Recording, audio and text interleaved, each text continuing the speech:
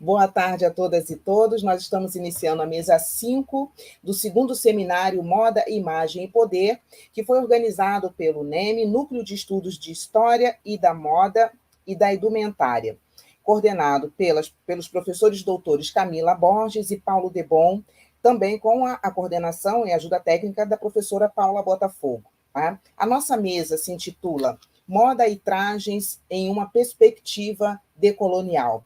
Mais uma vez eu quero agradecer ao convite do NEM, nas figuras dos professores Camila Borges e Paulo Debon, pela oportunidade de estar aqui, poder contribuir com tantas pesquisas incríveis que nós temos acompanhado nos últimos anos.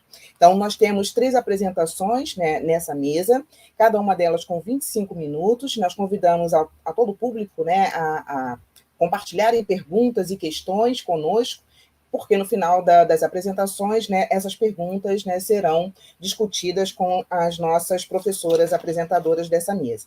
Então, para iniciar a nossa apresentação, nós vamos convidar, então, a professora Hanna Negreiros, que fará a apresentação intitulada Imaginando Outras Histórias da Moda a partir de Memórias Negras. Olá, Hanna, boa tarde. Olá. Viu? Muito bom. Estou muito feliz de estar aqui, professora Yamara. Assim, acho que a gente estava conversando aí nos bastidores também. Acho que as coisas legais, da gente poder se encontrar de maneira online, eu acho que essa é uma delas. Eu sei que tem gente aqui de todo o Brasil, então eu estou muito feliz. Paula, por gentileza, você pode colocar a minha apresentação, por favor? E aí eu vou passando, tá? Bom, queria, assim, antes de tudo, começar agradecendo, a possibilidade de estar aqui, agradecendo as minhas companheiras e companheiras do NEM. Fiquei muito feliz quando fui convidada para fazer parte do núcleo. Acho que pensando trajetória, mas um sonho meu de pesquisar história e pesquisar moda dentro do campo histórico. Então, fico muito feliz, assim, acho que foi uma realização mesmo de poder compartilhar isso, dessas trocas, e também de compartilhar a minha pesquisa, na verdade, uma parte dela, Então, estou muito feliz e com calor. Uma pessoa feliz com calor, porque aqui em São Paulo está um absurdo. Acho que vale também parabenizar toda a organização do evento, o pessoal que está aí nos bastidores, Paula, rainha dos links e informações, e acho que o evento está super bonito. Desde ontem, assim, tenho assistido e aprendido bastante. Acho que é muito bom estar junto, de pessoas e pesquisas tão instigantes. Acho que os assuntos de ontem e de hoje eles estão super interligados e, de alguma maneira, se conectam também com a minha fala. Fiquei pensando muito na fala da Stephanie Guerra ontem sobre as costureiras, vou apresentar um pouco disso também a partir de uma outra perspectiva e tantas outras. Agradecer todo mundo que está no chat também e falar, acho que um pouco, assim, pensando essa mesa, o que significa a gente tratar de moda e trajes numa perspectiva colonial como um assunto tão atual, como o Felipe mesmo falou na mesa anterior, e de como é interessante ver essa mudança também de espaços acadêmicos e não acadêmicos para a gente poder discutir esses assuntos, Estou feliz também de estar com a professora Yamara, a professora Patrícia, que são minhas companheiras no NEM, nessa mesa, e também com a Rita, que é minha companheira, parceira aí do Indumenta. Me chamo Hanairá, todo mundo me chama de Hanna, que é meu apelido. Meu nome é Hanairá Negreiros, eu sou doutoranda em História pela PUC de São Paulo, sou bolsista CNPq, vivo ao fomento e à volta dele para gente que faz pesquisa, sou orientada pela professora Antonieta Antonassi na PUC e sou pesquisadora, como eu havia dito, no NEM, no Indumenta e no NEM da PUC. Deixa eu colocar aqui, eu sei que a Yamara vai dar um toque também para a gente, mas eu vou colocar aqui no... Já correu um pouquinho, mas eu vou recuperar.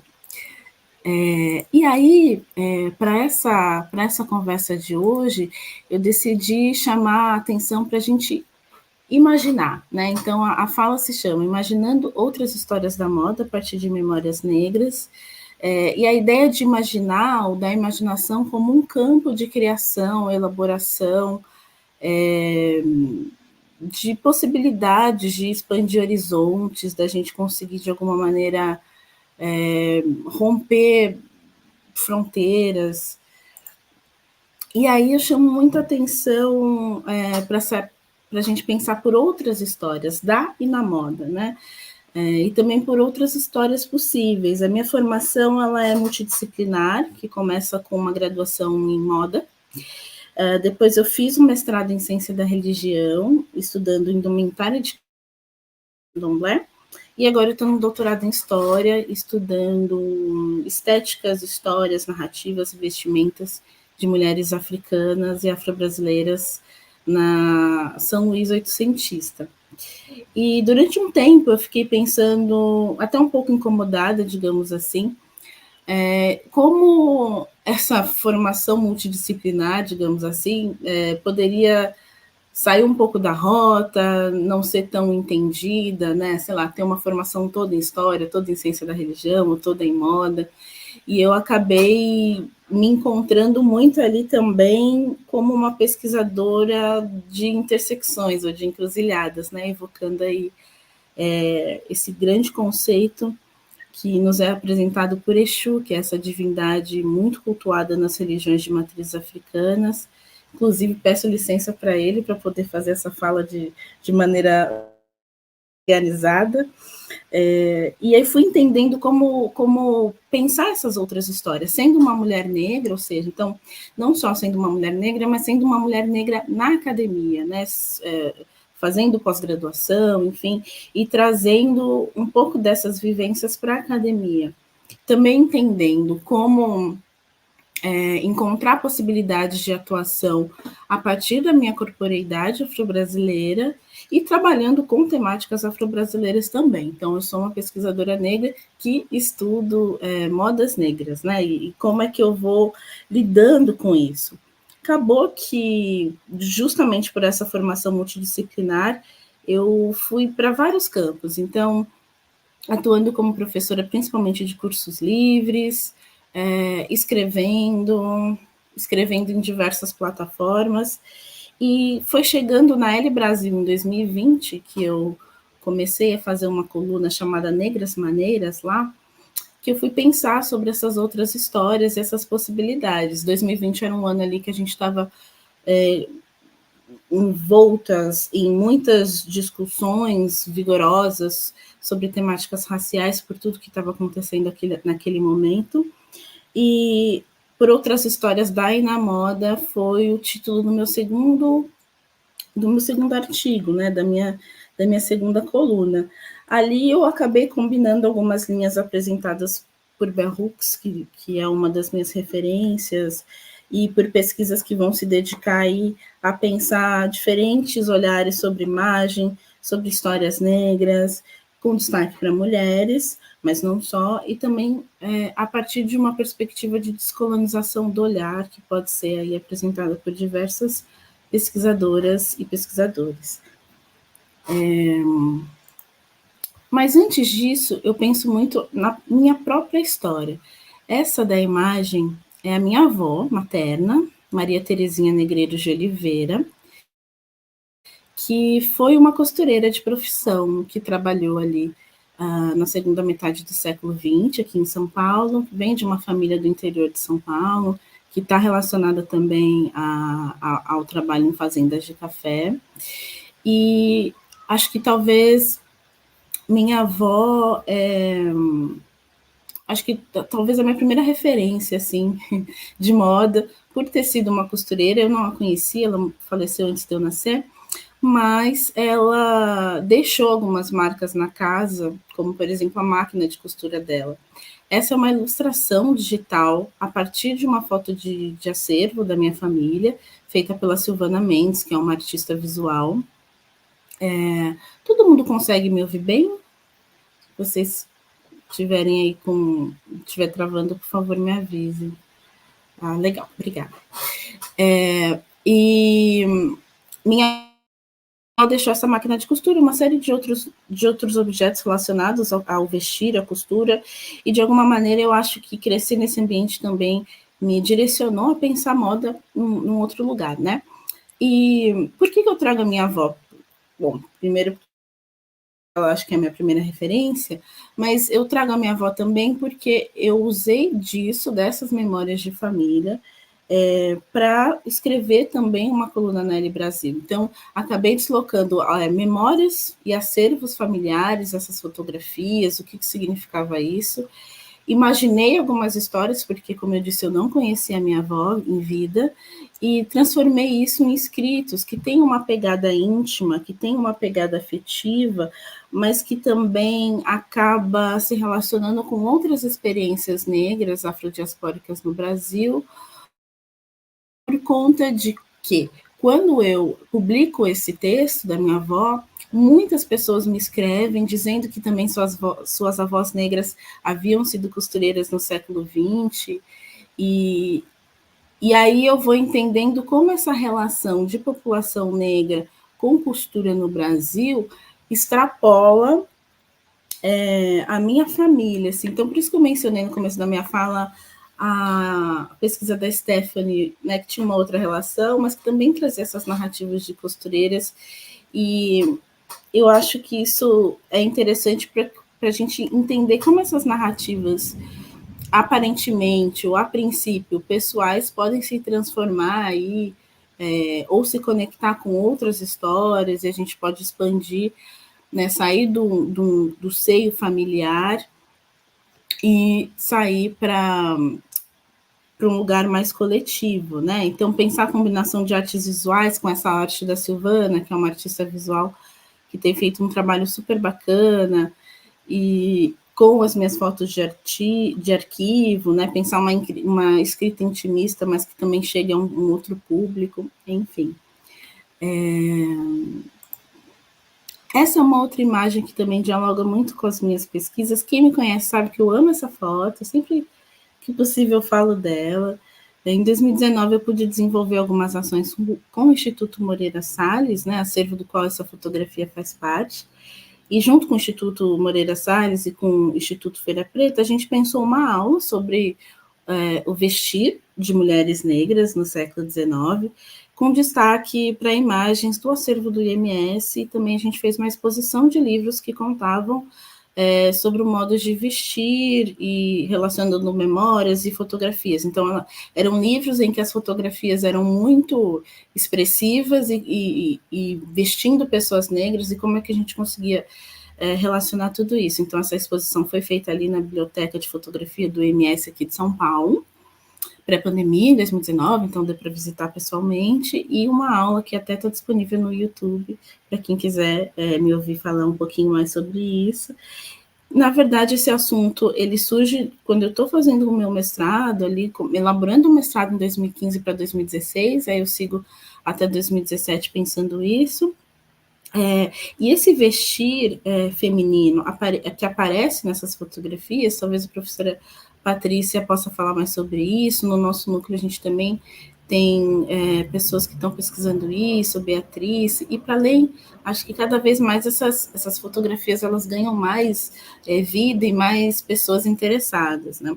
Mas para além da gente poder falar e pensar um pouco sobre o vestido dessa mulher na foto, esse torso, esse lenço na cabeça, esse pano que está encostado nas costas da cadeira na qual ela está sentada, essa blusa rendada, ornamentada, toda trabalhada, provavelmente de maneira manual, a saia rodada, as joias, enfim, tudo isso compõe um imaginário e imagens de mulheres negras que foram registradas durante o século XIX. A gente também pode olhar para um outro lugar e pensar quem fotografou essa imagem, né, quem fez esse registro, é um registro atribuído ao Marc Ferrez, que foi um fotógrafo brasileiro, né, de família no Rio e também francês. Enfim, então a gente pode olhar essa imagem por diversos pontos, a pose, como ela está envolta a uma série de signos e símbolos relacionados ao vestir.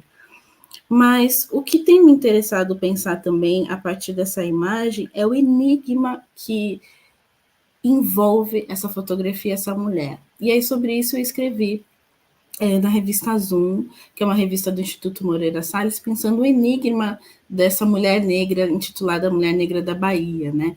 Esses silenciamentos em volta da imagem, dos acervos, mas também como essa imagem pode nos contar muito sobre vestires negros e femininos, sobre elaborações de um olhar de um homem branco em relação ao corpo de uma mulher negra, quem seria essa mulher, o que teria levado essa mulher ao estúdio no qual o Mark Ferrez estava trabalhando. Então, fica no lugar da gente imaginar também o que poderia ser essas histórias, né?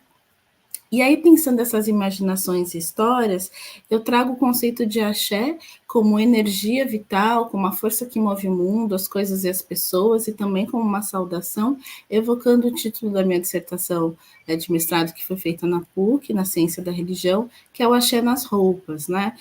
No qual eu, a partir dessas figuras de mulheres negras, de arquivo do século XIX, vou também me deparando e me conectando com o terreiro Redandá, do qual eu faço parte, e foi o terreiro do qual eu estudei no mestrado, e percebendo como muitos desses elementos nessas imagens permanecem até os dias de hoje num outro lugar, em outro contexto, sobretudo em contextos religiosos, né? Principalmente essa indumentária feminina, desse volume na saia, nesse tipo de ornamento, joias, bordados, turbantes, o pano, que é chamado de pano da costa, que eu acho que a Patrícia vai poder falar melhor do que eu, como isso permanece, só que ressignificado de um outro lugar, aí nos terreiros de candomblé, né? E aí me perguntava, na época que eu estava fazendo a pesquisa de mestrado, será que roupa tem axé? Eu chegava com essa pergunta para as pessoas, né?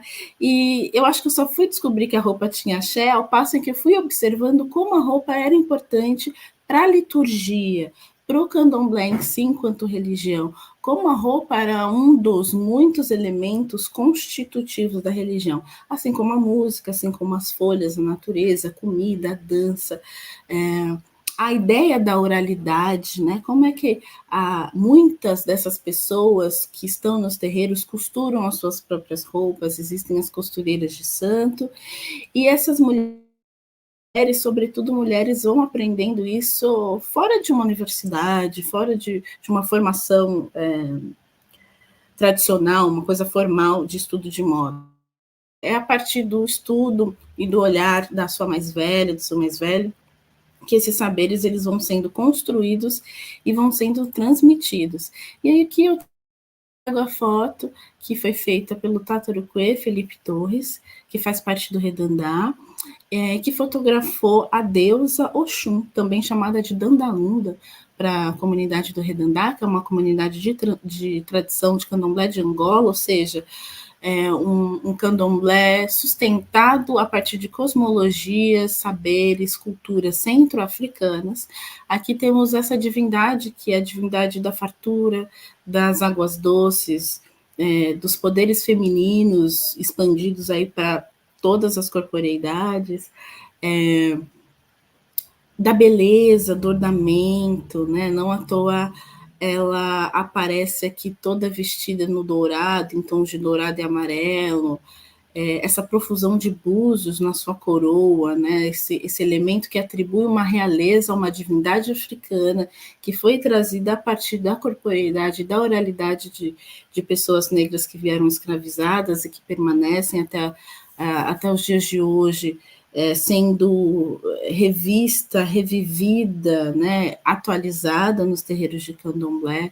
Então, quando eu me deparo com essas pessoas, com essas divindades, com essas maneiras de vestir, eu vou trazendo isso para a academia e pensando, roupa tem axé, né? O axé está nesse fazer manual, o axé está na sacralização dos objetos, o axé está nessa oralidade, né?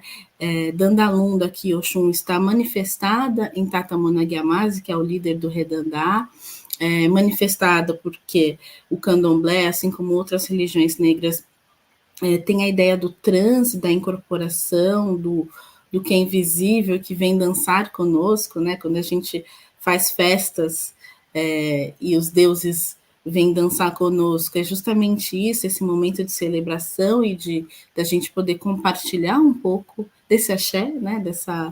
Dessa vivência do invisível e do que extrapola a ideia do cartesiano, o transe que não é explicado, de onde que vem, é mais para sentir, é mais para pensar essa afetividade da divindade africana e da possibilidade da gente compartilhar, sendo diáspora, desses saberes que muitas das vezes são inexplicáveis.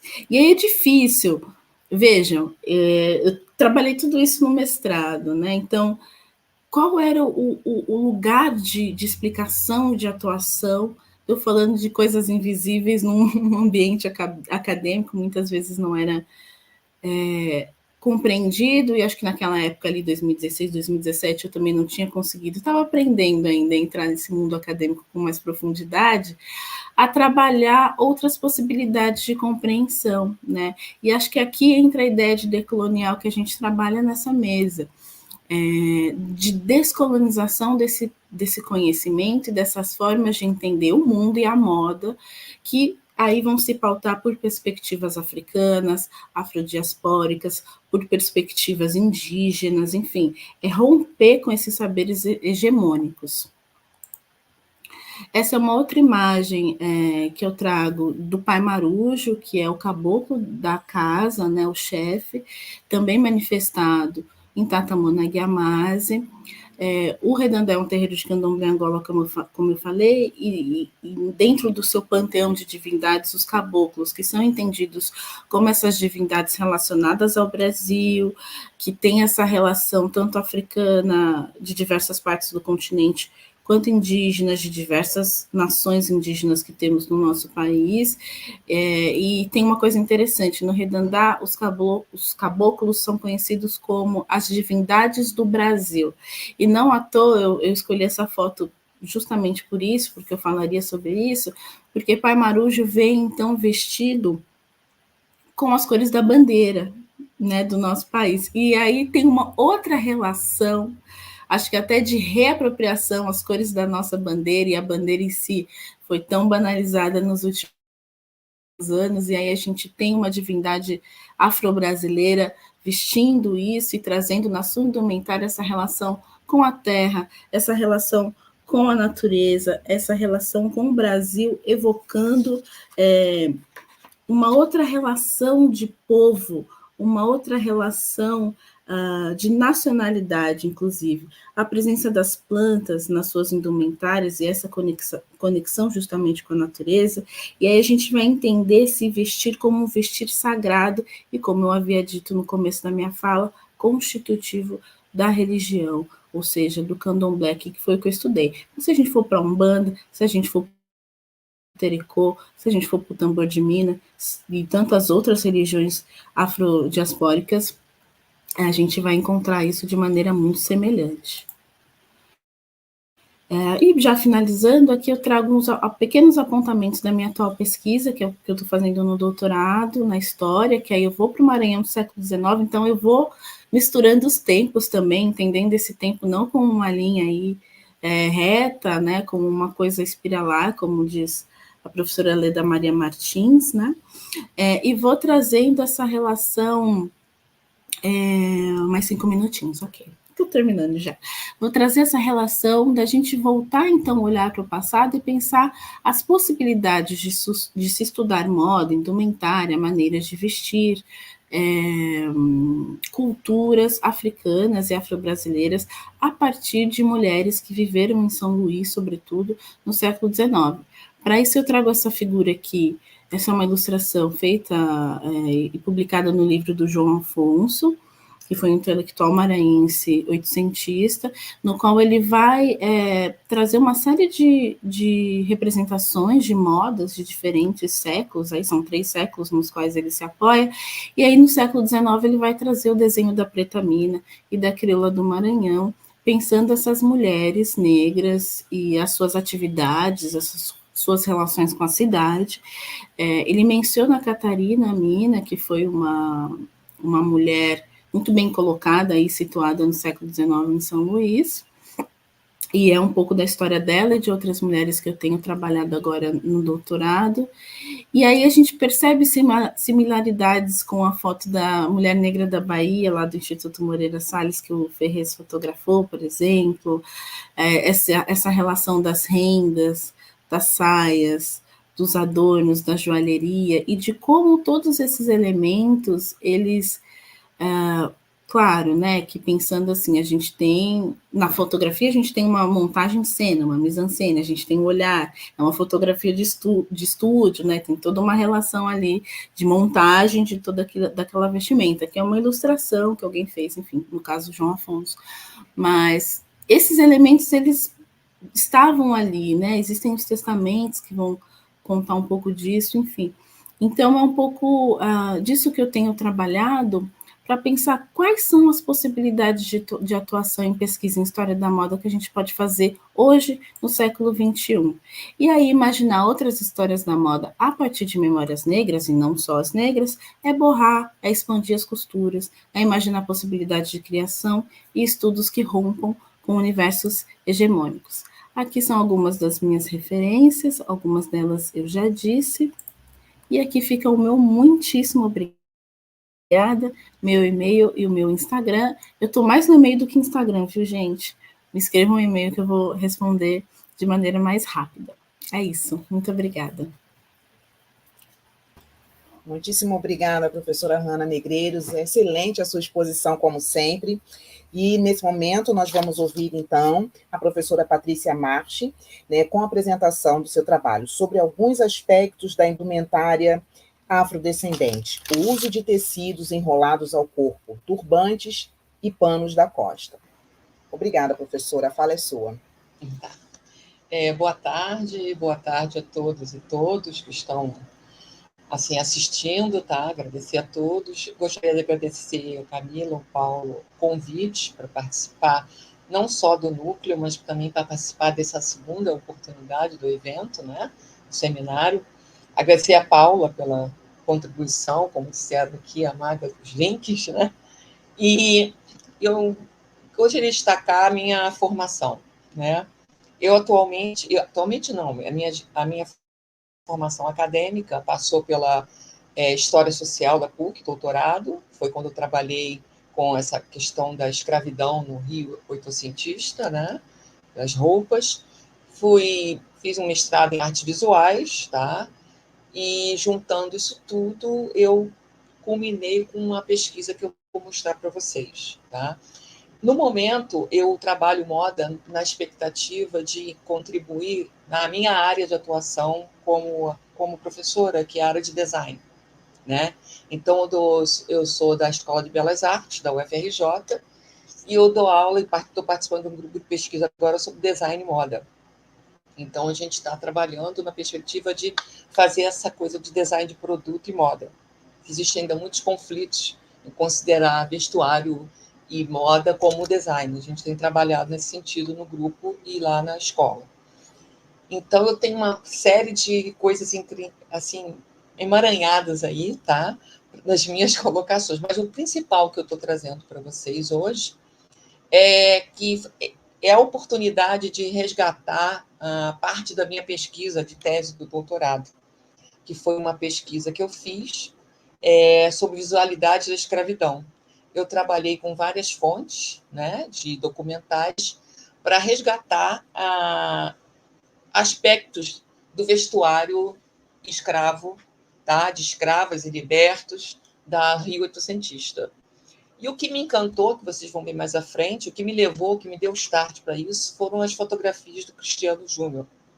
Eu ganhei um livro sobre as fotos dele, do século XIX, sobre escravos, e que me levou a me inserir uma série de questões da mente que me levou a essa pesquisa. Então, o que eu vou mostrar para vocês hoje é uma pequena parte dessa pesquisa, e notadamente sobre os turbantes e panos da costa, que são os panos enrolados ao corpo, que estão representados nas várias imagens e textos que a gente vai ver agora. Tá? Isso aqui são as fontes que eu trabalho, tá? Que eu trabalhei e que eu continuo pesquisando, porque eu acho que ainda tem muita coisa a ser descoberta, né? Então, eu trabalho com textos e imagens de relatos de viajantes, que é o Debré, os principais. Eu trabalho com Rugendas, o Debré e o Agassiz, todos de diferentes períodos, mas todos do século XIX.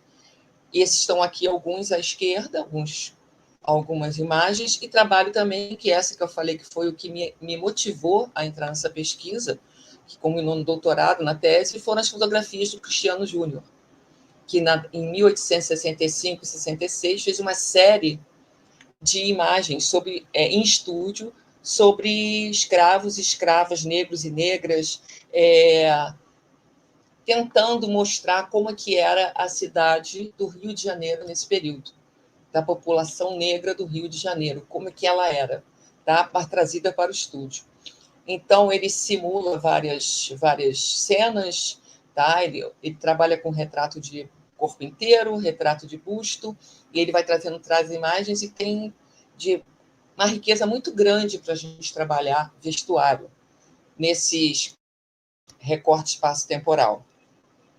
Só que para a gente trabalhar com essas imagens, a gente tem que ter em conta aqui são as imagens de textos e relatos de viagem, né? Eu busquei colocar essas imagens todas juntas para falar sobre o contexto que a gente está trabalhando. O Rio de Janeiro, no século XIX, principalmente meados do século XIX, tem um enorme contingente da população escrava e de origens diferentes, né? E com trabalhos diferentes. A gente tinha escravidão de ganho, escravidão de aluguel, escravidão doméstica. Então, a gente tinha uma troca muito grande de questões sociais, questões culturais no Rio de Janeiro. Então, era um caldeirão, né, de simbólico, de símbolos e de imagens e de produtos, de objetos, né, que vivenciados no dia a dia, no cotidiano. Então, isso aqui para dar uma ideia, essa imagem abaixo à esquerda é a Rua Direita, tá? Como que seria a Rua Direita no Rio de Janeiro, tá? E como é que seria a movimentação diária, cotidiana. As de cima são os momentos que os escravos tinham, escravos e escravas tinham, os cativos tinham para poder manifestar, né, sua cultura, para ter o lazer, para se encontrar, tem a capoeira, tem outras coisas. Aqui à direita a gente mostra os tipos de trabalho, isso pelo Debré, o barbeiro, e também o Debré registrou, e eu acho interessante mostrar nessas imagens de direita, imagens de negras e negros. E se a gente olhar as imagens das negras, ele se preocupou em registrar bustos, que o vestuário ele é totalmente associado ao vestuário branco europeu, né? Assim que ele via. Então, ele circunscreveu nessa imagem várias etnias, que ele denomina as etnias, né? Negramina, ele denomina, mas ele circunscreveu o vestuário delas preso a essa representação, tá? Seriam as escravas domésticas, a grosso modo, né? Aqui, também, ainda para mostrar, porque a gente tem que considerar, além da gente considerar esse contexto que era a cidade do Rio de Janeiro, tá? A gente tem que considerar também que as fontes que a gente tem para pesquisar a escravidão, para pesquisar dessa época, pesquisar a população negra, elas são todas oriundas de quem observava. Nós não temos testemunhos pessoais de escravos, de escravas, de cativas, de negros, africanos ou afrodescendentes, a gente não tem. O que a gente tem são textos e imagens de quem estava observando. E, principalmente nos relatos de viagem, quem observava o olhar do exotismo, de buscar o exotismo. Queria registrar o que era a cidade do Rio de Janeiro exótica, que era a cidade, como chamava o Cid Chalup, cidade negra, né? Que era uma cidade efervescentemente no cotidiano, as pessoas, os brancos, saíam um pouco às ruas, então as ruas eram dominadas pela população cativa ou liberta, negra.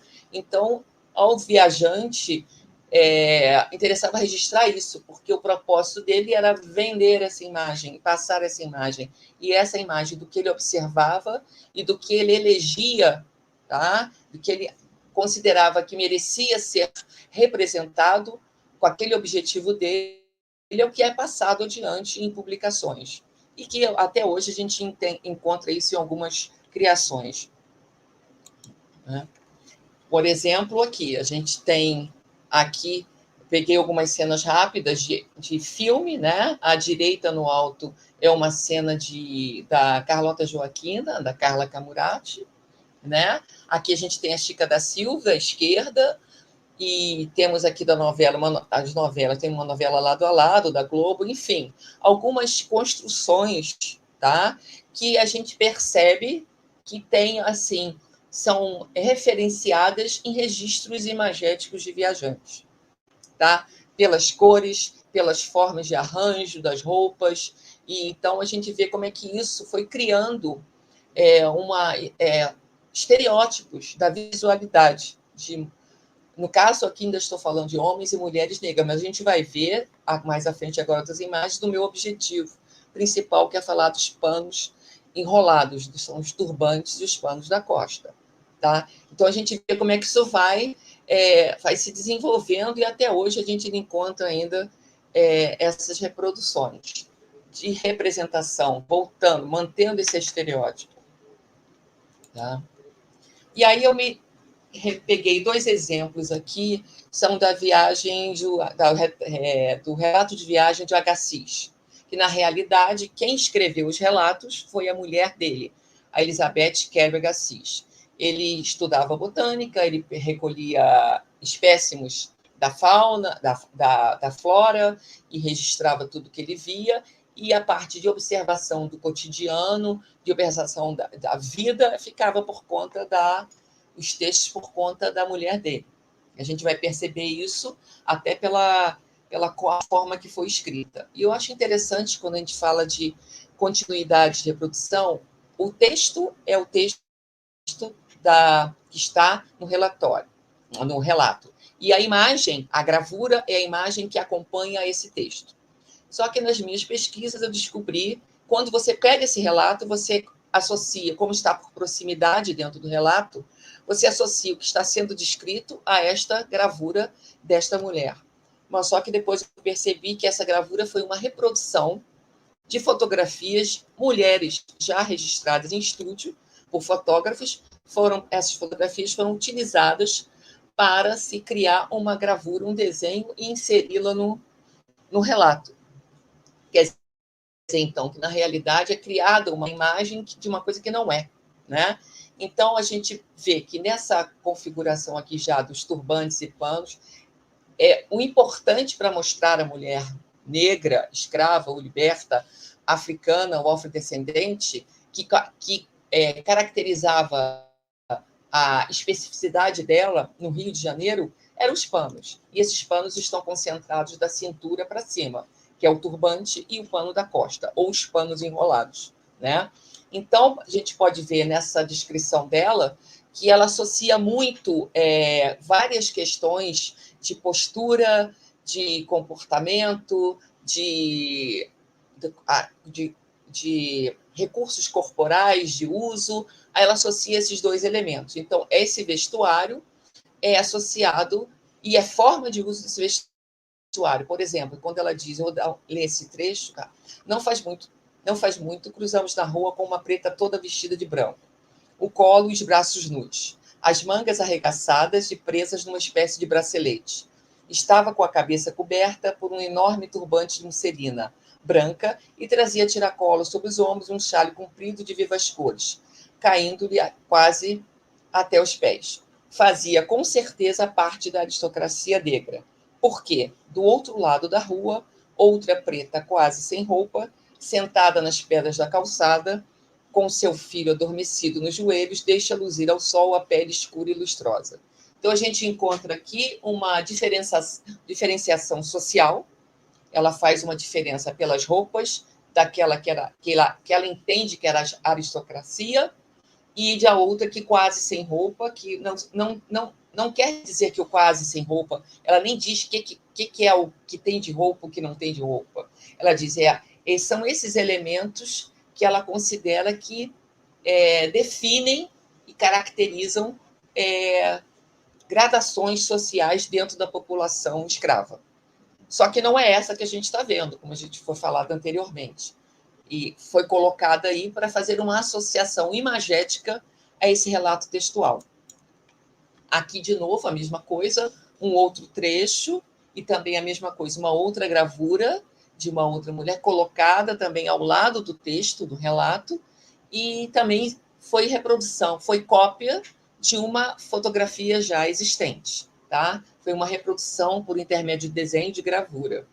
E também aqui, de novo, ela faz uma associação a comportamento, a temperamento, né, a formas de uso, a esses dois, principalmente a esses dois elementos do vestuário, que era o turbante e o pano da costa, que então são colocados como elementos de vestuário diacríticos, tá? Que definem a mulher negra, escrava ou liberta, africana ou afrodescendente, da cidade do Rio de Janeiro dos 800, tá?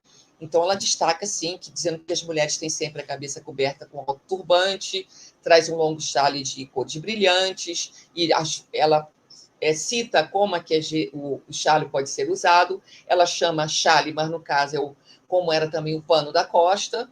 Ela diz que ora cruzado sobre o seio, ora negligentemente retirado ao ombro, então isso faz frio. Então, ela faz uma série de associações, né, a esses dois elementos do vestuário, essas duas peças, a tudo. Não só a forma de uso material, mas também como o temperamento. Por exemplo, quando ela fala, com gestos violentos, afastava seu salho e atirava os 2 braços para trás. Depois puxava violentamente, enrolava em volta do corpo e de novo estendia. Quer dizer, ela faz essas associações dessas duas formas de vestuário a várias características, as várias coisas envolvendo o comportamento, atributos físicos da mulher africana ou afrodescendente dessa época. Tá? Aí nós vamos para os estúdios do Cristiano Júnior, né? Ele leva para os estúdios dele, né? Literalmente, ele leva para os estudos, a gente não sabe conforme a Hannah falou, como é que essa mulher chegou lá, como é que essas mulheres chegaram lá, se elas são pagas para chegar lá, se são convidadas, se é encomenda, a gente não tem ideia, mas ele leva para o estúdio e ele tem 2 tipos de registro visual. Ele também quer registrar porque a coleção dele de fotografias é anunciada no jornal, no Almanac, na época, como a maior coleção de escravos do Rio de Janeiro. Ele vende essas imagens. Ele oferece à venda essas fotografias no formato carte de visite, né, que são umas fotografias pequenas, e ele coloca à venda. Então, o objetivo dele era também, assim como os viajantes, só que para eles era um corpo de um relato de viagem, de uma publicação, né, bibliográfica, ele quer botar esses souvenirs imagéticos e vendê-los, sobre o que ele também considerava de inusitado, exótico e que diferenciava a população negra no Brasil, que saltava aos olhos, né? Então, nesse conjunto de fotos, todas elas estão com os altos turbantes, conforme foi falado pela Agassiz, todas estão com panos da costa, ou chales também, como chama, por desconhecimento a Agassiz, né? E todas elas estão assim, marcando como ao mesmo tempo que são individualizadas, elas também têm um caráter de generalização, porque elas não estão associadas a nenhuma ação, a nenhum cenário, são corpos e roupas soltos quase que no fundo infinito. Tá? Então, fica registrado isso. A gente só percebe, lógico, a participação da fotografada pelos olhares. Tá? Aí a gente vê o momento da participação, mas as poses, a escolha e tudo, com certeza certamente foram feitas pelo fotógrafo, interessado em registrar é o volume das saias, os turbantes, os panos enrolados, as diferentes texturas, né? E ele, dentro do conjunto dele, ele começa também, ele leva também, ele pinça das ruas cenas que ele encontra de atividades, tá, que envolviam o trabalho escravo, tá? Então ele coloca aqui, e aí ele mostra as formas de uso de estado de conservação desses turbantes e dos panos enrolados, que seriam panos da costa ou panos ou chales, tá? Então, por exemplo, o turbante serve de apoio para carregar objeto pessoal, como aquele guarda-chuva da segunda figura, ou cestas, os turbantes, ou mesmo não sendo carregado, a terceira figura da esquerda, a terceira fotografia da esquerda para a direita, você vê que o que está na cabeça dela, na parte superior, é quase que um turbante já está achatado por transportar aquela mercadoria que ela vai vender. Na outra tem o casal que as roupas estão em estado precário, rasgadas, né? E também cabe a ele registrar isso, tá? Nas de baixo, a gente já vê que o pano da costa é substituído por um chale. Mais à frente eu vou falar rapidamente sobre por que isso, né? E as formas de uso do pano da costa, enrolado no seio, abaixo do seio, por cima dos ombros, atravessado na cintura, ou também assim. Tá? Aqui a gente vai falar dos panos, do pano da costa, as formas de uso. Os panos da costa, também a própria Elizabeth Agassiz, ela descreve que, quando preciso, que ela chama de chale, também era usado para carregar as crianças, que era necessário até transportá-las para trabalho, como mostra a figura de baixo. Então, aqui tem vários exemplos de como que era feito isso. Então, o pano da costa, e o turbante, eles têm um caráter de descendência africana, que a gente vai falar à frente, com outras simbologias, mas eles também são funcionais, têm o caráter da funcionalidade, eles prestam a determinados serviços, funções e usos, tipos de uso. E aqui sobre o turbante. Aqui eu peguei é muito difícil a gente falar, eu me lembro muito de uma cena do filme da Carla Camurati, Carlota Joaquina, quando a Carlota Joaquina está chegando, ainda está no navio, chegando no Brasil, e ela precisa raspar a cabeça e ela bota um turbante, porque ela ficou com piolho. Ela diz que pegou piolho no navio, e ela raspa a cabeça e bota o turbante. E faz até uma alusão que o turbante chegou ao Brasil com a Carlota Joaquina, né? É verdade e não é. Ela não trouxe o turbante, mas a gente, quando estuda o turbante, a gente não pode pensar como uma peça estritamente de descendência africana pura. A gente tem que entender que a África, ela tinha relações com Portugal, tá? com a Europa, então ali já tinha a inserção e a África mesmo é muito plural culturalmente, né? Então ali já tinha uma inserção de várias questões, que a gente não pode dizer necessariamente que puramente o turbante é de uma etnia específica, de uma área específica, de uma população específica, mas tem eu peguei alguns estudos etnográficos, né, que dão algumas dicas, algumas orientações, apontam alguns caminhos sobre isso, tá? Então, por exemplo, os iorubás, que predominaram no Rio de Janeiro, né, como contingente africano que chegou no Rio de Janeiro, o Ori é um lugar que a gente vê isso até hoje, conforme até a Ana falou na apresentação anterior, da questão religiosa. Hoje, os urubais, ele tem a cabeça, o lugar de inteligência. Então, a cabeça tem que ser protegida, tá? Ela pode ser protegida coberta com panos, ou ela pode ser protegida com penteados, pinturas, tá? Mas, geralmente, ela tem que ter expandida. Você vai expandir a sua inteligência, expandir a cabeça, que é o principal, tá? Então, por isso, os turbantes tão grandes, enrolados, geralmente brancos, tá? E aqui, nessas imagens, a gente pode ver variações do uso de turbante. que diversidade de cor, de tamanho, de forma de amarração, tá? Mas sempre colocando, a gente está vendo representações do que e cenas pinçadas do que era interessante para aquele que está observando e para aquele que está difundindo o que está observando. Então, aqui a gente tem várias variações e várias situações, tá? O pano da costa está aqui. O pano da costa ele é composto de tradicional, um pano de várias tiras, de várias cores, são tiras emendadas que promovem uma largura maior, e ele tradicionalmente era confeccionado e tinha que ser confeccionado em teares artesanais, em padrões geométricos combinados com cores. Eu comi muitas letras aqui, desculpa, gente. Cores variadas e texturas de diferentes fios, tá? E usado de várias formas. Só que o pano da costa ele era um tecido muito caro, um produto muito caro. Então, ele tinha que ter, ele foi o seu uso, a forma de uso e assim sua simbologia, ela foi adaptada pelas suas usuárias. Então, o chale, por isso que fala muito em chale, ele foi substituído muitas vezes pelos chales.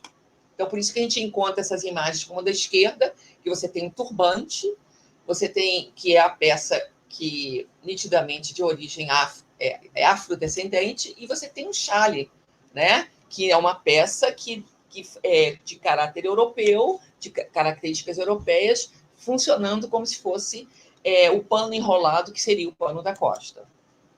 Tá? Aí eu queria falar sobre isso, que é uma questão, para finalizando, que a gente tem que ter muito cuidado, que quando a gente as formas de vestir, foi o que eu falei anteriormente, a gente reúne uma série de referências pré-conjugadas e foram transformadas no contexto da escravidão no Rio de Janeiro, como eu tinha falado anteriormente, pela forma de trabalho, vários tipos de forma de trabalho escravo, várias, até escravos que vieram, negros que vieram da Bahia, do Levante dos Malês, que vieram para o Rio de Janeiro também. Então, coisas internas e externas fizeram que tivesse essa questão que eu chamo de cultura híbrida. Tá? Teve um hibridismo, tá? Que fez essa mistura, e a gente tem que considerar isso quando a gente for investigar, avaliar, analisar peças de vestuário deste período de escravidão. E aí eu quero destacar que nessa minha pesquisa, que não está aqui, da tese de doutorado, eu trabalhei com um corpus documental muito bom, que foram os relatos, foram os anúncios de fuga de escravo.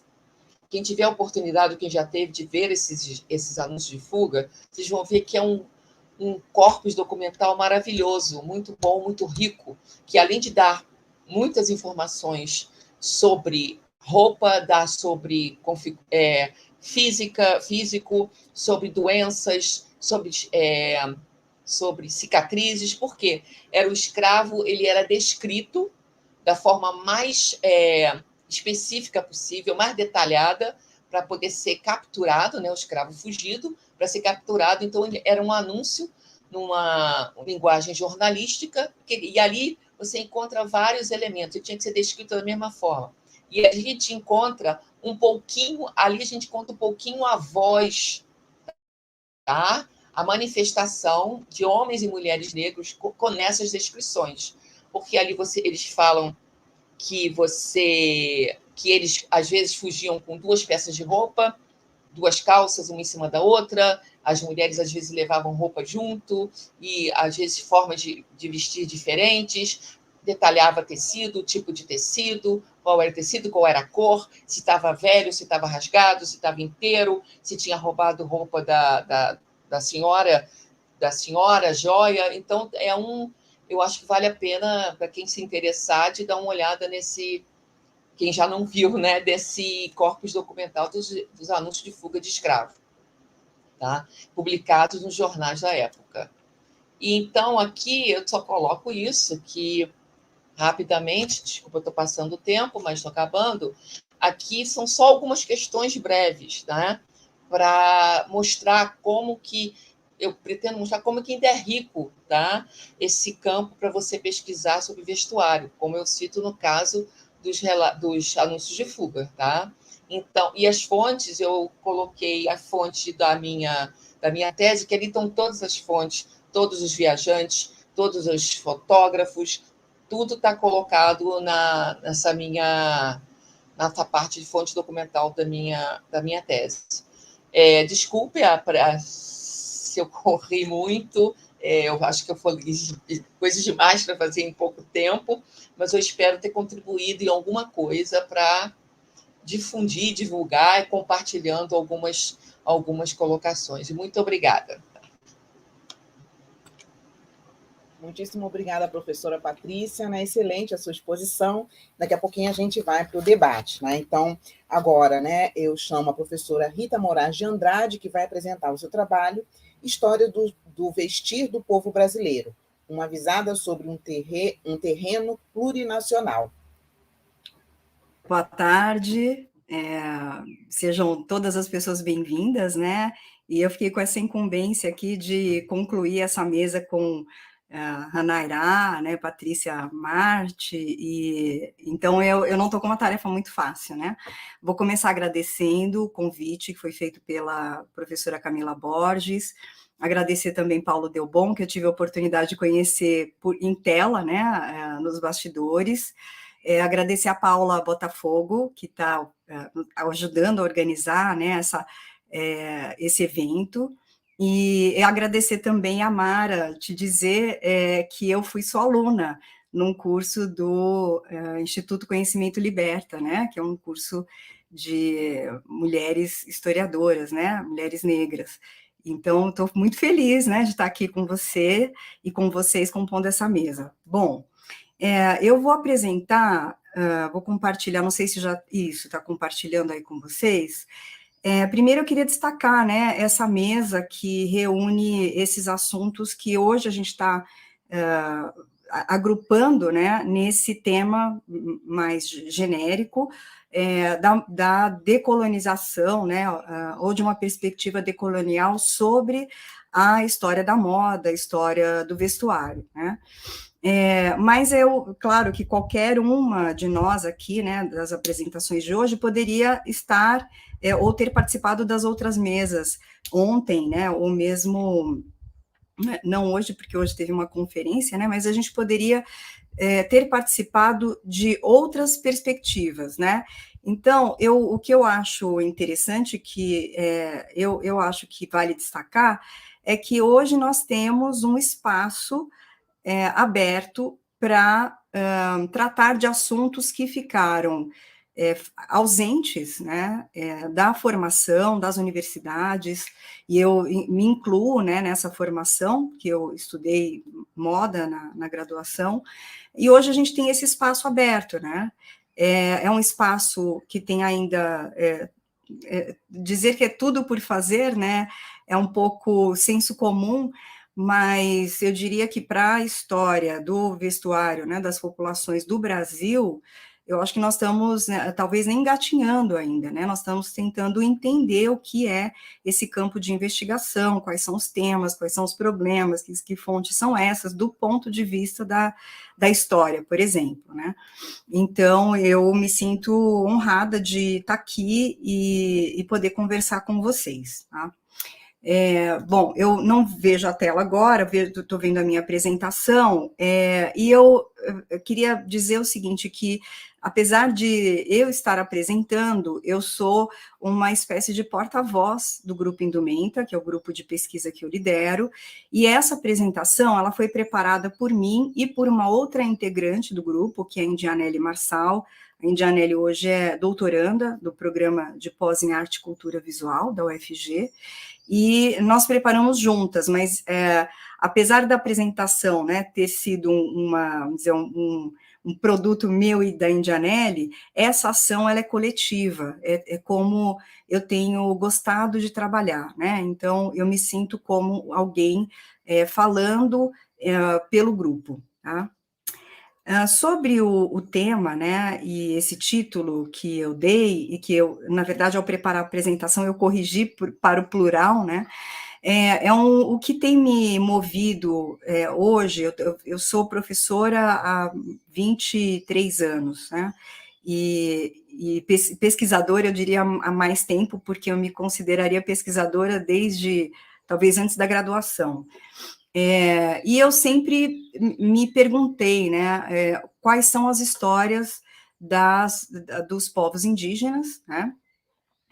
Onde é que elas estão, quais são os livros, quem são os autores, né, quais são os assuntos, quantos são os povos, quais são esses povos, né? E mais recentemente na minha carreira, talvez porque eu tenha ido para Goiás, eu trabalho na Universidade Federal de Goiás desde 2006, eu tenho mais proximidade ali com talvez com temas indígenas, né? Porque a universidade tem um curso intercultural indígena e nós estamos próximos geograficamente de aldeias do povo Inã-Carajá. Tá? Então, a ideia, né, que eu tenho buscado agora entender melhor, conhecer, qual é a formação, né, ou como é que a gente poderia, por exemplo, desenvolver temas de pesquisa, tendo em mente que nós somos um país, fazemos parte de um país formado por não só culturas diferentes, né, mas é como se nós tivéssemos diferentes nações dentro desse país, né, nações que não se conhecem, que não convivem umas com as outras, né, e nisso as políticas afirmativas têm tido um papel fundamental, especialmente da minha experiência nas universidades, para mudar esse estado das coisas, né. Bom, então, por isso, esse título, tá? O Indumenta, para quem não conhece, é um grupo de pesquisa que é certificado pelo CNPq, como as coisas funcionam no Brasil, né? Ele está vinculado ao UFG, a Universidade Federal de Goiás, e existe desde 2016. E o foco do grupo, né, e aqui está a Ranaira Negreiros, que é uma das integrantes, o foco do grupo é a pesquisa e a difusão da pesquisa sobre esses temas pouco estudados, pouco conhecidos da nossa literatura nacional e internacional em relação aos modos de vestir no Brasil.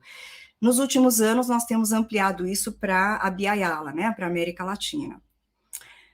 Bom, alguns dos produtos desse grupo, né, e aí talvez vocês conheçam alguma coisa, eu vou destacar o Outras Costuras, que é um podcast, está disponível em todos, talvez não em todos, né, mas nos grandes agregadores, né, tem o ícone aí do Spotify, mas no iTunes, Deezer, né, enfim, nos agregadores vocês encontram. Esse é um podcast que nasceu no início da pandemia e o objetivo era tratar desse assunto, que são os muitos modos de vestir no Brasil, mas de uma forma mais íntima, talvez, na relação entre quem estrutura o podcast e quem é convidado a participar do podcast. E então, são conversas. A cada semestre, hoje nós temos uma série, né? Nesse momento, nós estamos numa entre-safra, começamos publicando um episódio por semana, depois um episódio quinzenalmente, e agora nós vamos mudar o formato para fazer uma série anual. E já digo, né, principalmente nesse contexto aqui, né, do seminário organizado pelo Núcleo, né, de História da Moda e da Indumentária, que a próxima série chama-se História da Moda. E a ideia é reunir pessoas que pesquisam, escrevem sobre isso e conversar sobre a terminologia, referências, temas de interesse, né, enfim. Então, convido vocês provavelmente a partir de janeiro de 2024. Temos um perfil no Instagram que nasceu do podcast, exatamente para publicar complementos do material, né, das conversas do podcast, e depois ganhou vida própria. E aí nós temos, como é um projeto de extensão, existem diferentes equipes, né, e essas equipes vão se alternando, e por isso às vezes tem uma entre-safra e muda a identidade gráfica, inclusive, né, do perfil, e mudam também as linhas editoriais, né? Então, nós estamos exatamente nessa reformulação de equipe agora, e no ano que vem, essa reformulação vai mostrar essa mudança, né, acompanhando o podcast em relação ao tema. Temos uma série de publicações, eu destaquei essa porque ela é gratuita, tá? Mas tem outras publicações mais recentes do grupo. Esse e-book, vocês veem aí o acesso, mas basta colocar o nome do e-book no Google e vocês chegam a ele, pode baixar, né, o PDF. É o resultado das pesquisas das integrantes, né, e de um dos integrantes do grupo nos últimos anos. Bom, agora, o que eu vou apresentar aqui, eu estou controlando um pouco o meu tempo, né, eu tenho cerca de 10 minutos, é o resultado de um projeto que foi financiado por uma ação chamada Refarm Cria, foi a primeira edição em 2022, e a Farm se juntou ao Instituto Precisa Ser para financiar projetos, principalmente projetos que dessem mais atenção a temas minoritários, vamos dizer assim, em relação à sua presença, né, dentro das instituições de pesquisa, mas também do mercado, vamos dizer assim, né, e nós fomos contempladas, né, o Grupo Indumenta foi contemplado com a coordenação da Indianelli, que na época era integrante, né, que tinha menos de 30 anos, que era um dos critérios do edital, e eu não podia me inscrever como coordenadora. Indianelli brilhantemente nos liderou nesse projeto. Bom, então, entrando agora nesse assunto, né, do projeto, qual foi o nosso projeto? Eu acho que eu não falei para vocês aqui o título, né, do projeto que ganhou o edital. A pluralidade do vestir no Brasil, tecendo histórias e saberes originais dos povos, né, Inã-Carajá. Tá? Então, a ideia do projeto era desenvolver duas ações, um curso de formação sobre modos de vestir, principalmente das mulheres Inã-Carajá, né? Esse curso teve a participação de 2 professoras Inã-Carajá, e o e-book foi um curso muito denso, né, de um pouco tempo, gratuito, e uma exposição digital que está ainda acontecendo, que está em curso, né, que a gente vai procurar manter aí de uma forma contínua, tá? É sobre essa exposição que eu vou falar. Bom, então, a população Inã-Carajá, para quem não conhece, né, e eu tinha programado aqui, eu tenho um link para o Google Maps, mas eu até sugiro vocês a fazerem isso, eu não vou fazer, vou recuar desse recurso pelo tempo, né? Mas quando a gente aumenta aqui, a gente percebe, claro, aqui no mapa, como a gente está vendo do lado esquerdo, vocês veem que essa região marcada em vermelho, né, que é onde estão as aldeias em Inã-Carajá, faz divisa com 4 estados, né, Pará, Tocantins, Goiás e Mato Grosso. Tá?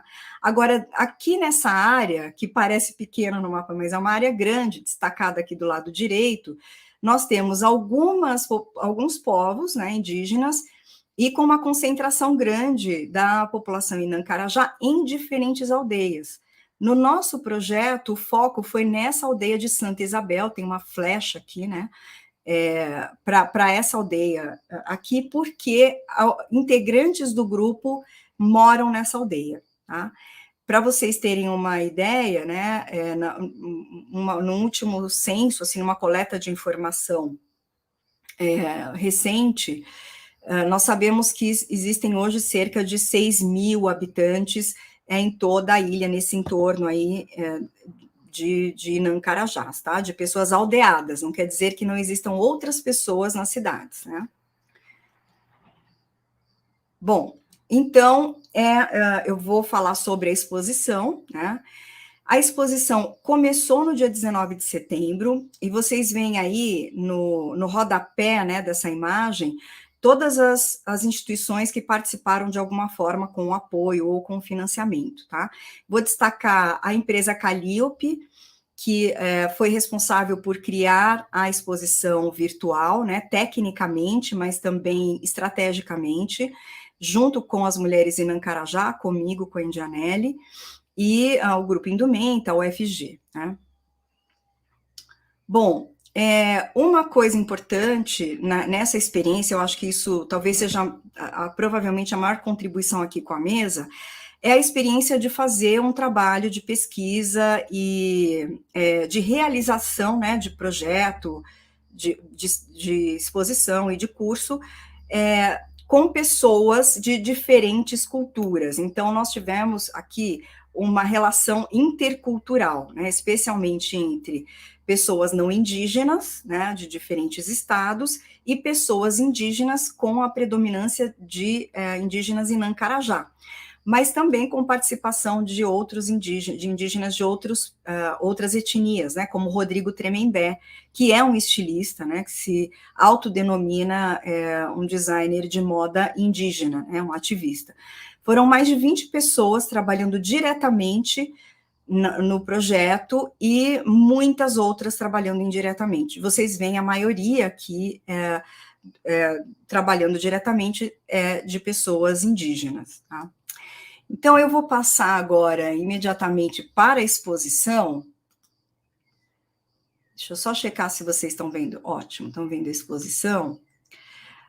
Essa é a exposição virtual, tá? Esse nome quem deu foram as duas mulheres em Nancarajá que participaram mais ativamente, Tuinak e Uaciac, Carajá. E é uma palavra difícil para eu pronunciar, tá? Mas eu vou colocar para vocês ouvirem a Tuinak, se eu não me engano, falar esse nome. E é uma exposição que se dedicou a um aspecto específico dos modos de vestir, porque nós estávamos estudando principalmente os modos atuais de vestir, né? E o que compõe esses modos atuais é uma parte da tradição do vestuário Inã Carajá. Então, essa exposição, nós fizemos questão, né, de trazer uma tradução para o Inaribé, que é a língua Carajá, né? Deixa eu retornar aqui. E tem uma apresentação aqui, tá? E nós visitamos a exposição. Vou visitar com vocês aqui para vocês conhecerem um pouquinho. Vou parar para concluir a minha apresentação. Eu vou parar em um dos itens que estão expostos, tá? Nós temos 14 itens que foram selecionados pelas mulheres em Nancarajá, e nessa seleção, em todo o trabalho de curadoria, ele envolveu museus, tá, e profissionais desses museus em Goiás, a população em Nancarajá e o nosso grupo de pesquisa indumenta, tá? Então, para fazer essa seleção, o que aconteceu foi um intercâmbio de informações entre as aldeias, a partir das mulheres, principalmente, e os museus. Então, os museus puderam atualizar a informação sobre objetos que eles já tinham, ganharam outros objetos, porque houve doações, né, nesse processo, e também corrigiram informações, tá? Vamos dizer, na estratégia curatorial, o que era importante para a gente? É que esses itens não fossem apenas, né, enquanto eu vou falando, eu vou passar para vocês aqui, tá, as imagens, né, é que esses itens não fossem apenas colocados aqui na tela de vocês, para que vocês vissem os objetos, né, ou pelo menos a imagem dos objetos, mas para dar vida à produção dos objetos. Então, nosso interesse era registrar como eram feitos os objetos. Eu só me esqueci de colocar aqui para vocês a voz da Tuinak.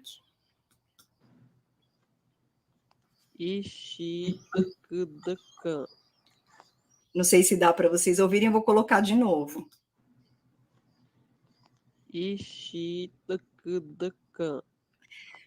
Bom, então eu vou passar diretamente, eu estou vendo que eu tenho pouco tempo aqui, olha. Então, nós quisemos colocar, por exemplo, o laci é um topete que é usado pela menina quando ela vai virar moça, tá? Mas o Lacy, ele poderia, por exemplo, ser classificado dentro do léxico ou da gramática, né, da moda ocidental, como um penteado. Mas, quando a gente estuda e trabalha nesse grupo intercultural, a gente percebe que o Lacy penteado, ele é a última, a última expressão de toda uma relação social. Tá? Então, aqui, por exemplo, a gente tem essa fotografia, ela foi realizada por uma das fotógrafas indígenas que participou do projeto, e é um dos encontros que acontecem nesse ritual que leva dias, da transformação da menina em moça. Então, o penteado, né, transformar o penteado em um ícone da tradição Inã-Carajá é trabalhar nessa lógica da moda ocidental, que talvez não seja mais adequada, né? Mas é o que talvez nós sejamos levados a fazer pelo hábito dessa estrutura estar presente nas universidades, por exemplo, universidades brasileiras, né? Bom, e aí a gente tem sempre uma legenda, né? E uma explicação, uma ficha técnica de quem participou da produção dessas imagens e das legendas. Eu vou passar aqui, tentar passar não tão rápido para não dar vertigem em vocês, tá? Para vocês verem aqui um spoiler dos itens que nós temos, tá? Mas eu quero parar em um, que é o último, que é o penúltimo, na verdade, que é o tuú, que é uma tanga. Então, vou passar aqui mais rapidamente.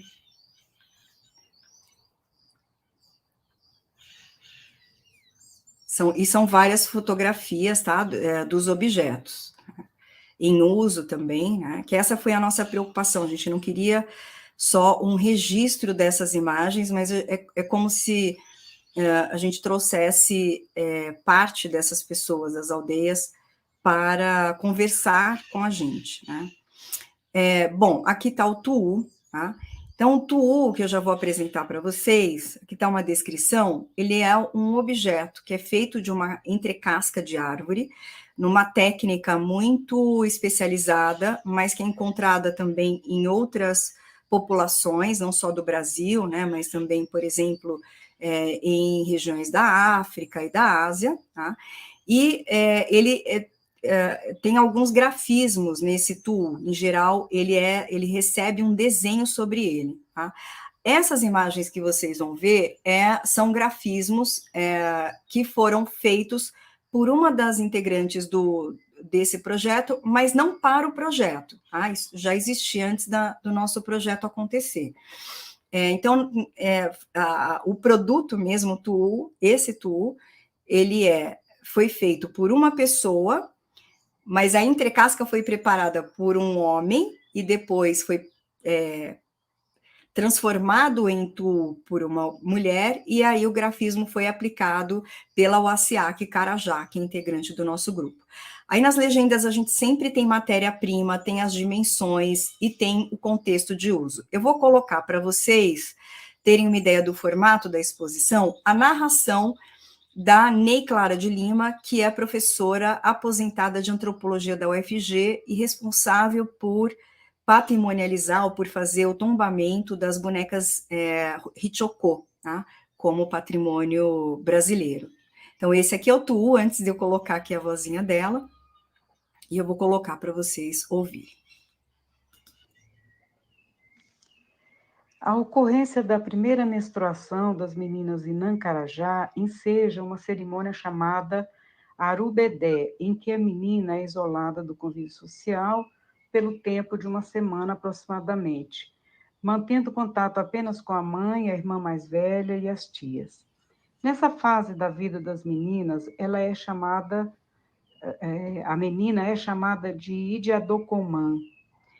Ao sair do isolamento, ela usa a tanga de líder, chamada em língua nativa de tuú, que significa couro de gente.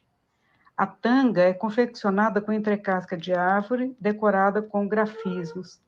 Ela apresenta o formato de um retângulo que é amarrado na cintura da Idiadocoman, no sentido vertical, alcançando a altura dos tornozelos. O uso do tuú é acompanhado de outros enfeites, como brincos, colares, braceletes, tornozeleiras, além do próprio corpo da menina estar decorado com pintura. Esse ritual, que marca a passagem da infância para a vida adulta na vida das meninas Carajá, acontece simultaneamente às danças de Aruanã, quando a aldeia recebe a visita dos Ijazós, seres sobrenaturais que habitam o céu, o fundo das águas e as matas de onde eles vivem. Meu nome é Ney Clara de Lima, eu sou professora aposentada da UFG. Bom, e aí nós temos, para finalizar minha apresentação, um vídeo que é um documentário.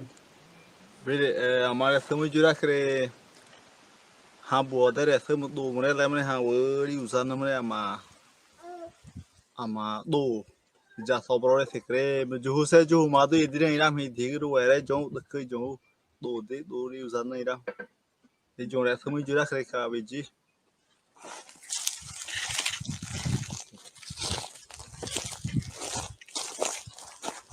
Ele vai mostrar qual é a árvore que fornece esse material para fazer o tecido de entrecasca. Ele é o expert, né, em achar essa árvore e cortar esse material, tá?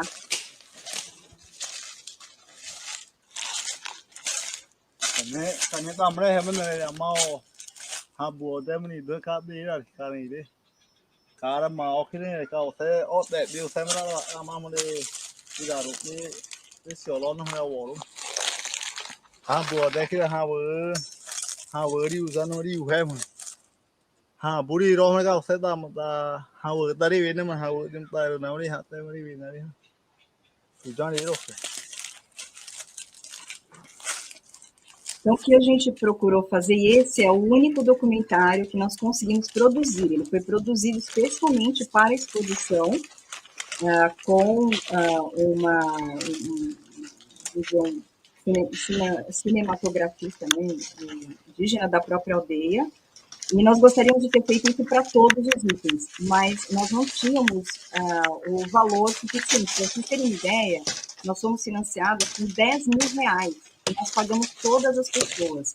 As pessoas indígenas, nós fizemos questão de receberem a maior parte desse dinheiro, né? Então, se com esse dinheiro a gente conseguir fazer eu acho que um produto que talvez nós não tenhamos nada similar na produção, né, científica do Brasil em relação à população indígena, né?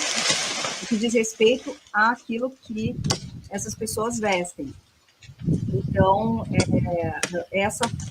eu acho que o destaque aqui é a gente pensar na forma, nos modos de vestir, como uma relação muito simbiótica, né? Parte da ecologia, não dissociada dela, que é muito diferente da produção moderna ocidental de vestuário, né? Então, eu acho que já extrapolou o meu tempo, eu vou parar por aqui, está quase terminando o vídeo, né? Mas acho que não tem... dizer aqui para vocês terem uma ideia, né, de quando a gente fala de traje, a gente esquece que qualquer roupa, seja ela de um sistema industrial moderno ou não, ela é resultado de uma relação, né, social, mas também de um meio ambiente, né? Então, nós dissociamos isso, às vezes, quando a gente trata de temas da moda, por exemplo, que nos fazem esquecer de todo esses processos anteriores, mas que são, na verdade, talvez o mais importante, né?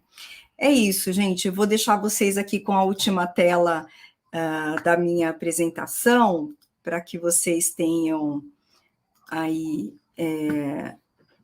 deixa eu voltar aqui, para que vocês tenham o nosso... aqui, deixa eu só colocar aqui para vocês, para que vocês tenham todos os nossos canais, tá? Pronto. E agradeço de novo, né, a oportunidade de estar aqui. Espero poder conversar com vocês agora sobre essas ideias. Muito obrigada.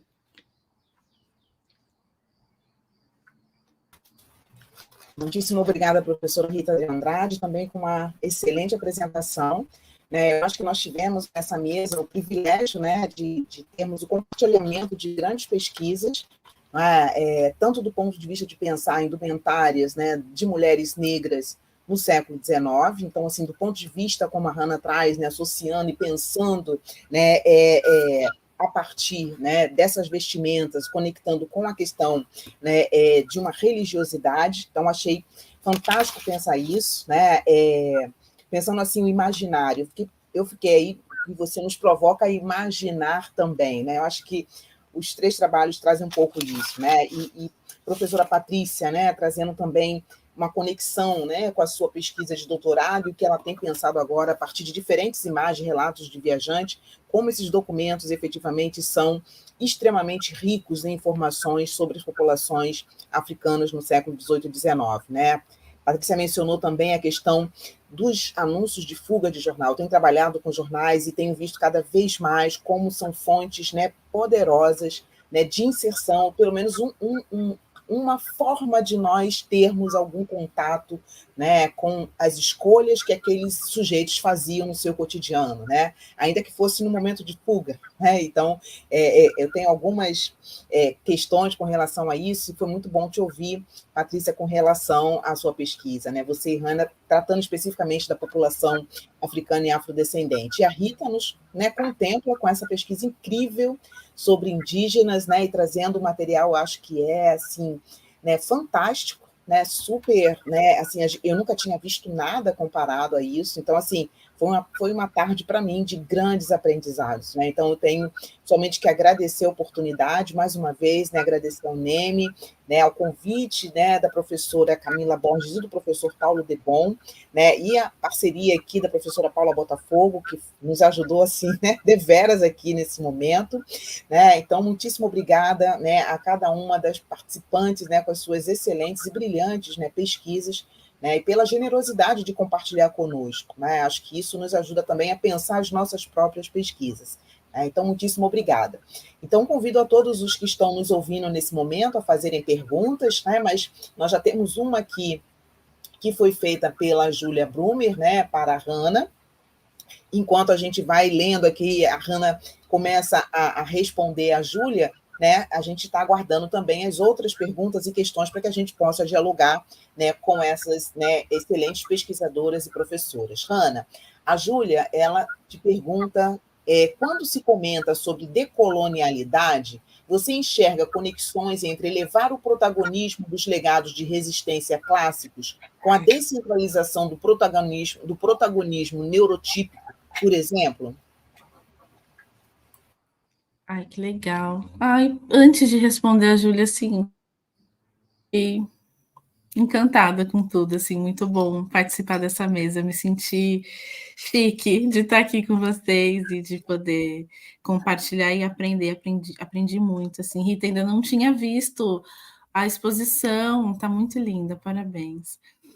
Respondendo a Júlia, primeiro agradecer a Júlia pela pergunta, porque eu, inclusive, aprendi sobre o conceito de neurotípico que eu não conhecia. Quando ela colocou ali, a Paula mandou para a gente, depois eu fui atrás, e aí eu acho que entendendo isso, né, dentro de um lugar hegemônico, né, esse conceito de neurotípico dentro de um conceito hegemônico, eu acho que sim, eu acho que quando a gente está pensando decolonialidade, a gente está pensando em elevar, em jogar luz, em propiciar discussões e espaços para falar sobre legados de resistência, aqui no caso da minha apresentação de resistência negras, mas acho que a Rita traz as resistências indígenas,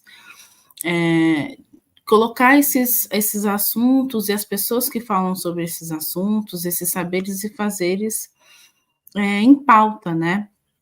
E não só abrir esse espaço para os assuntos, mas eu acho que esse projeto que a Rita nos apresenta traz as pessoas que fazem parte da comunidade para o centro, né? Eu acho que decolonialidade é isso. E decolonialidade, eu acredito, a gente até falou, né, Rita, no Outras Costuras, né, com a Mi, Medrado, né? Eu acredito na decolonialidade como um exercício mesmo, né? Acho que muita gente vai falar sobre decolonialidade, poderia colocar uma lista aqui de pensadoras que trabalham com isso. Eu gosto muito da perspectiva, como eu havia dito, da Bell Hooks, quando ela traz a ideia de decolonialidade a partir da Samia Meres, que é uma pensadora egípcia. Mas a gente poderia falar de colonialidade a partir desde Brasil por Beatriz Nascimento, Lélia Gonzalez, enfim, uma série de pessoas, Ailton Krenak, né, uma série de pessoas que estão pensando. Tem, nesse meio tempo também, pessoas que fazem moda e que também estão trabalhando com o conceito de decolonialidade, como, por exemplo, a Diana Molina, né, que é uma stylist, estilista, acho que uma multiartista, né, que cria moda, né, ela tem uma marca de moda chamada Nalimo, né, ela é uma mulher indígena com ascendência Aymara e Funiô, e ela vai falar sobre esse movimento de descolonizar a moda a partir dos conhecimentos indígenas, mas ela consegue dialogar aí com uma série de outras experiências não hegemônicas que vão justamente contra a um saber colonial hegemônico, sobretudo do norte global, referenciado pela branquitude enquanto sistema social. Né? E aí a gente não está falando de indivíduos brancos, a gente está falando de um sistema, a branquitude, que vai englobar e sustentar uma série de problemas sociais e raciais que a gente tem pensando em Brasil. Então, todo esse esse rebolado para falar que sim, que eu concordo com os apontamentos da Júlia, sim. Obrigada, Hanna. Temos mais alguma questão? Agradeço que eu estou vendo aqui os comentários também feitos, né, a partir do YouTube, né, a todas as apresentadoras, né, são muitos elogios. Então, assim, muitíssimo obrigada, né, a todas as colocações de cada pessoa que está assistindo aqui. Né, eu só concordo com cada uma das colocações aqui, de fato, né, é fantástico, né, ouvir e aprender muito com cada uma de vocês e as pesquisas que vocês têm desenvolvido. Né? Então, nesse momento, meu sentimento é de muita gratidão, né, a cada uma de vocês e também ao convite que eu recebi para mediar, em especial, essa mesa. Né? Então, não temos mais nenhuma questão, mas eu, né, coloco aqui à disposição do público que está nos assistindo, né, o contato de cada uma das pesquisadoras e professoras, para que entrem em contato, né, através das suas redes sociais e dos seus e-mails, né, para que possam, né, de repente, se tiverem alguma dúvida, alguma questão, alguma curiosidade, que possam entrar em contato com todas elas. Né? Então, muitíssimo obrigada a cada um que também ficou conosco até agora e convido a todos a participar, né, da mesa de encerramento que segue, né, a finalização desta mesa. Muitíssimo obrigada, professora Rita, professora Hanna, professora Patrícia, foi um privilégio e uma honra compartilhar essa tarde com vocês. Muitíssimo obrigada. Obrigada.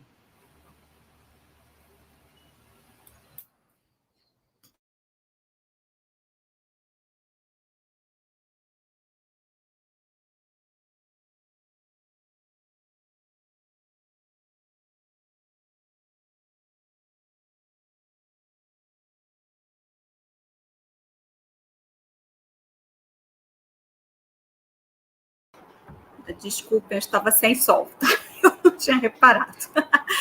É para a gente fazer um pequeno encerramento aqui, enfim, mas, na verdade, é muito mais no sentido de agradecer, né, a esses 2 dias, a todos os participantes, né, a todos que apresentaram comunicações, conferências, cada um enriqueceu o nosso conhecimento sobre o tema, né, e aí tenho certeza que aqueles que estão ouvindo, né, puderam conhecer, quem já não conhecia ainda esses pesquisadores, travar contato com essas pesquisas, e esse é o objetivo do NEM, né? Então, foram 2 dias, assim, riquíssimos, né, de reflexão. Então, eu estou muito, muito, muito feliz com o resultado do evento, assim como eu fiquei no ano passado, né, e vamos rumo ao terceiro evento, né? Ano que vem a gente vai ter também evento, E agradecer, né? Agradecer também aos pesquisadores do núcleo, né? Como eu falei no início, na abertura, esse foi um evento colaborativo, onde todo mundo, né? Alguns participaram diretamente na mediação ou apresentando trabalhos, né? Outros contribuíram de outras formas, né? Propondo, dando ideias, enfim. Então, foi um evento assim que teve a participação dos integrantes do núcleo, construídos de forma coletiva, né? Mais uma vez, reforçar aqui o apoio, né, que a gente teve institucional, né, porque sem esses apoios a gente às vezes não consegue realmente realizar os eventos, né? E aí, mais uma vez, aí, eu não mencionei, mas o PPGH da UERJ, né, o Programa de Pós-Graduação em História Política da UERJ também deu o apoio, a ABPEM, né, também aqui deu o apoio, e o apoio logístico dado pelo Laboratório Redes, coordenado pela professora Lúcia Bastos, e pela CELPA, Sociedade Brasileira de Estudo 800, que aí deram essa contribuição logística. E avisar vocês também que o evento depois vai ser disponibilizado no nosso YouTube, no YouTube do NEM, então sigam o NEM, né, para ver o evento depois, né, as partes reverem, né, na verdade, né, e sigam também as redes do NEM no Instagram, a gente posta lá sempre, com auxílio dos pesquisadores do núcleo, né, temas sobre história da moda. No YouTube, além desse vídeo, né, do evento que vai aparecer, vai ter a gente posta também vídeos sobre o tema da história da moda, e a gente vai ter um vídeo novinho daqui a pouco da professora Yamara, né, e aí pensando o 20 de novembro, né, então vai estar muito legal, vai aparecer lá no YouTube para vocês verem também, tá? E é isso, assim, na verdade é realmente um encerramento apenas para agradecer todas as contribuições, todas as reflexões. Esse é um espaço riquíssimo, né, que a gente precisa realmente se encontrar e ouvir as pesquisas das outras pessoas para poder até desenvolver as nossas próprias pesquisas, né? E, enfim, Paulo, você quer falar alguma coisa? Bem breve, queridos e queridas, todas as pessoas, né, que estão nos acompanhando aí pelo YouTube, ao vivo, e também as pessoas que vão nos ver depois. Eu agradeço imensamente por esses 2 dias. As mesas apresentaram temas assim muito diversos, e justamente essa é a proposta do NEM. A gente tem como foco central a história da moda e da indumentária. Todavia, essa história da moda e da indumentária pensada por profissionais que vêm de diferentes áreas. Nós percebemos aqui nessas mesas pessoas de formação assim muito diversas, graduações diversas, doutorados, mestrados diversos, mas que têm em comum o interesse pela história da moda e a história da indumentária. Então, essa é a nossa cara. É a multiplicidade de formações, a multiplicidade de olhares, até porque a moda é um objeto e é um campo de estudo absolutamente interdisciplinar. Então, agradeço muito a todos e a todas por terem nos acompanhado. O ano que vem teremos o 3º seminário, e acompanhe as nossas ações aí pelas redes sociais, porque o núcleo só está começando, e com certeza aí aos poucos novas ações serão realizadas. Meu filhote Leonardo José resolveu se despedir também, porque ontem na conferência de abertura ele abriu e está se despedindo. Exatamente, ele abriu, porque nós também temos animais que são apaixonados por moda e por arte. Tá bom, gente? Obrigado e até a próxima. Obrigada. Só 2 agradecimentos importantíssimos que eu esqueci. Primeiro, o apoio fundamental da Paula Botafogo, né? Eu fiquei brincando ali no chat interno que o Paula é o nome mais citado. Paula, por favor, sem a Paula esse evento não ia acontecer dessa forma, né? Então, muito obrigada, Paula, e obrigado, Paulo, também, né? Meu companheiro, meu parceiro aí de estrada, de pesquisa, enfim, amigo, né? Então, sigamos juntos. É isso. Obrigada, gente. Obrigado, Camila. Você é 10. São 11 anos aí de trajetória que venham muitos e muitos outros. Gente, um abraço e até breve. Tchau. Até a próxima.